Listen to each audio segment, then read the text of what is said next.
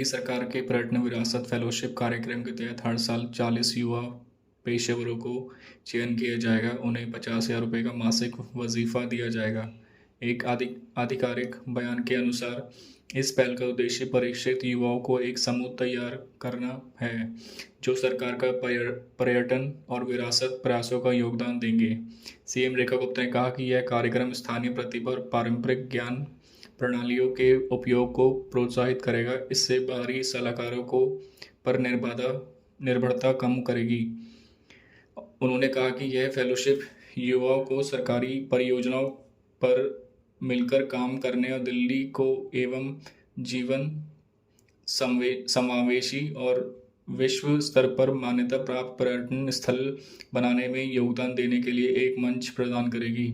ये फेलोशिप दिल्ली पर्यटन एवं परिवहन विकास निगम डीटीसी द्वारा कार्यरत की जाएगी।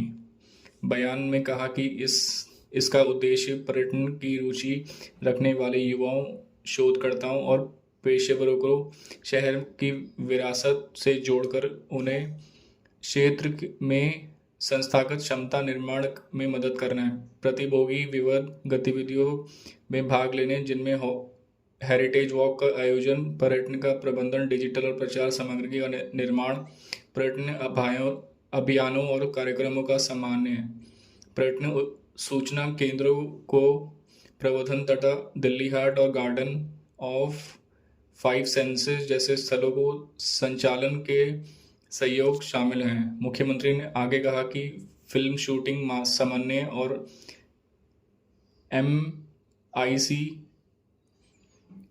बैठक, प्रोत्साहन सम्मेलन और प्रदर्शनीय पहलों में भी सहायता करेगा। आवेदन की आयु 35 साल से कम होनी चाहिए। तो उनके पास कम से कम स्नातक या समकक्ष डिग्री होनी चाहिए। पर्यटन की डिग्री हो या स्नातक योग्यता रखने वालों को प्राथमिकता दी जाएगी। बयान में कहा कि पर्यटन या संबंधित क्षेत्र से कम 1 वर्ष का औपचारिक अनुभव जरूरी है। हिंदी और अंग्रेजी की दक्षता के साथ साथ डिजिटल कौशल का भी आवश्यक है। एक विषय फेलोशिप के अंत में प्रतिभोगियों को पाठ्यक्रम पूरा करने का प्रमाण पत्र दिया जाएगा। सीएम ने कार्यक्रम युवाओं के लिए सरकार के साथ साथ जुड़ने और परिवर्तन के एजेंट बनने के लिए एक मजबूत मंच बनाया। वो कहा कि सरकार राजधानी की विरासत, संस्कृति और वैश्विक पहचान देने के लिए दिशा में अपने युवाओं को ऊर्जा का उपयोग करने के लिए प्रतिबद्ध है।